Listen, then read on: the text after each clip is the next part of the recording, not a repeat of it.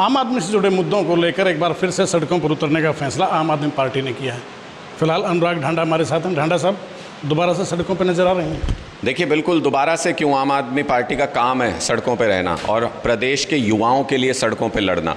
हरियाणा के अंदर बहुत अनोखी बात ये हो रही है कि 24,80,000 युवा बेरोज़गार हैं हरियाणा के अंदर, ऐसे सरकारी आंकड़े हैं उस तरीके के, और हरियाणा बेरोज़गारी में नंबर 1 है। लेकिन 8 साल हो गए जो विपक्ष में सबसे बड़ी पार्टी है कांग्रेस पार्टी, उसके नेता एसी कमरों में सो रहे हैं। अब जब चुनाव नज़दीक आया तो कभी कभार बाहर निकल के कोई प्रदर्शन कर दिया कहीं या कुछ कर दिया। आम आदमी पार्टी ने ये फैसला किया है कि पूरे प्रदेश के अंदर 1,80,000 सरकारी नौकरियां खाली हैं आज के दिन में, सरकारी आंकड़े हैं। 3 लाख, 3.5 लाख बच्चे जो हैं उन्होंने CET क्वालिफाई किया है, यानी जितनी नौकरियां हैं उससे लगभग दुगने बच्चे क्वालिफाइड हैं, नौकरी करने के लायक हैं। सरकार को 1,80,000 पदों के लिए तुरंत भर्तियां निकालनी चाहिए, इनके ऊपर नौकरियों के लिए तुरंत सिलेक्शन होना चाहिए। इतना दबाव बनाएंगे सरकार के ऊपर सड़क पे संघर्ष करके कि इन युवाओं को नौकरी देनी पड़ेगी। या तो चुनाव से पहले 1,80,000 नौकरियां मिलेंगी हरियाणा के अंदर, या चुनाव के तुरंत बाद आम आदमी पार्टी की सरकार आने के बाद। विरोध प्रदर्शन का जो एक रूपरेखा बनाई है वो किस तरह से अप्लाई करेंगे आप लोग? देखिए, हमने बहुत स्पष्ट तरीके से पहले हमने आज आप सबके सामने सारे आंकड़े रखे हैं, हरियाणा की प्रदेश की जनता के सामने सारे आंकड़े रखे हैं कि कैसे सुनियोजित तरीके से हरियाणा के युवाओं को बेरोजगार रखने की साजिश हो रही है।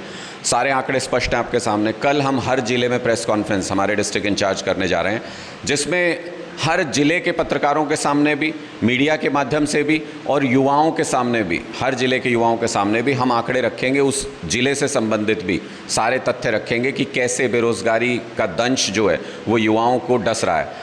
उसके बाद 28 तारीख को हम सारे डिस्ट्रिक्ट हेडक्वार्टर पे DC को ज्ञापन देंगे कि सरकार की ये नीति सही नहीं है, युवाओं को जो बेरोज़गार रखा जा रहा है जानबूझ के साजिश करके, वो सही नहीं है। और इतनी चेतावनी मुझे लगता है सफिशिएंट है। अगर इसमें सरकार की तरफ से कोई पुख्ता जवाब नहीं आता है तो 29 तारीख को हरियाणा की सड़कों के ऊपर एक बहुत बड़ा आंदोलन होगा। 4 अलग अलग जगहों पे, 4 कोनों के ऊपर हरियाणा के हम बहुत बड़ा आंदोलन करेंगे। युवाओं की इस आवाज़ को पुरजोर तरीके से उठाएंगे। हरियाणा के युवा आम आदमी पार्टी के कार्यकर्ताओं के कंधे से कंधा मिलाएंगे। खुद सुशील गुप्ता जी जो अध्यक्ष हैं आम आदमी पार्टी के हरियाणा के, वो गुड़गांव में प्रतिनिधित्व करेंगे इस आंदोलन का। मैं खुद कैथल में रहूँगा, वहाँ युवाओं की इस आवाज़ को बुलंद तरीके से उठाएंगे। हमारे कैंपेन कमेटी के चेयरमैन डॉक्टर अशोक तंवर जी वो भिवानी में रहेंगे, वहाँ पे आम आदमी पार्टी के कार्यकर्ताओं और युवाओं के इस आंदोलन का नेतृत्व करेंगे। और निर्मल सिंह जी हमारे राष्ट्रीय सह सचिव, वो अम्बाला में इस पूरे आंदोलन का नेतृत्व करेंगे। तो ये एक शुरुआत है।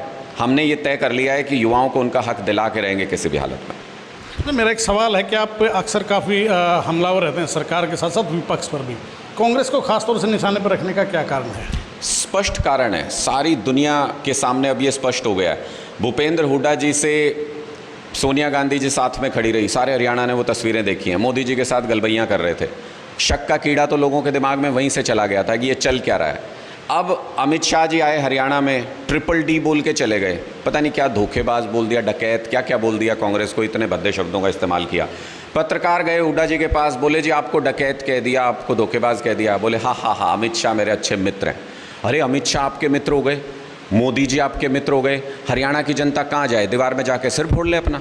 क्या करे हरियाणा की जनता? जो मुख्य विपक्षी दल है जिसको आवाज़ उठाने के लिए चुना था, उसने समझौता कर लिया सरकार के साथ। लोगों के मन में ये शक घर कर गया है कि कहीं 8-10 विधायक हुड्डा साहब के आ गए तो बीजेपी के साथ हाथ तो नहीं मिला लेंगे, बीजेपी की दोबारा सरकार तो नहीं बनवा देंगे। हुड्डा साहब तो दावा करते हैं कि पूर्ण बहुमत से कांग्रेस की सरकार आने जा रही है 2024 में। पर कैसे आएगी? अपना घर संभल नहीं रहा उनसे, रोज़ जूते चप्पल चलने की नौबत आती है। कल परसों ही तो मीटिंग हुई है, सारे नेता बता रहे थे आपस में लड़ रहे हैं वहाँ पे, कह रहे थे नारेबाजी भी हुई है। मुझे तो अंदर कुछ बता रहे थे, एक थप्पड़ वप्पड़ भी चला है, उसको मीडिया से छुपाया फिर बाद में कांग्रेस पार्टी ने कि किसी तरह से मान मनव्वल हुआ उस पर।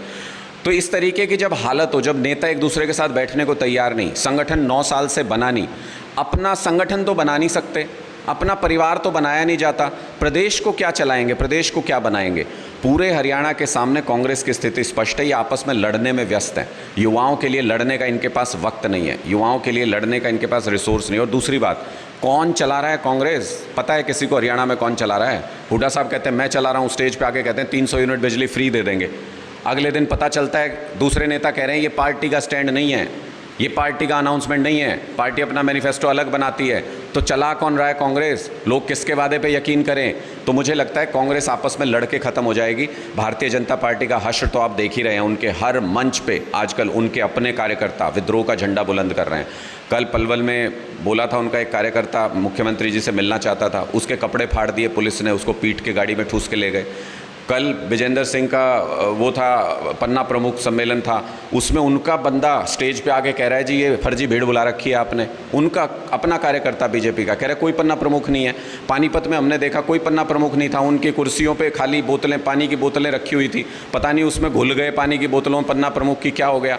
तो ऐसी स्थिति बीजेपी और कांग्रेस पार्टी के आज के दिन में हरियाणा में किसी को फूटी आंख नहीं सुहा रहे। सरकार बनाना तो बहुत दूर की बात है। हमारा कहना सिर्फ इतना है कि लोग इस धोखे से बचना चाहते हैं कि जेजेपी की तरह 5-10 सीट आ जाएं तो कहीं हुड्डा साहब बीजेपी से सरकार बना के बीजेपी के साथ मिलके कहीं धोखा ना कर दें प्रदेश की जनता के साथ। इससे लोगों को चेताना बहुत ज़रूरी है। शुक्रिया, बहुत बहुत शुक्रिया।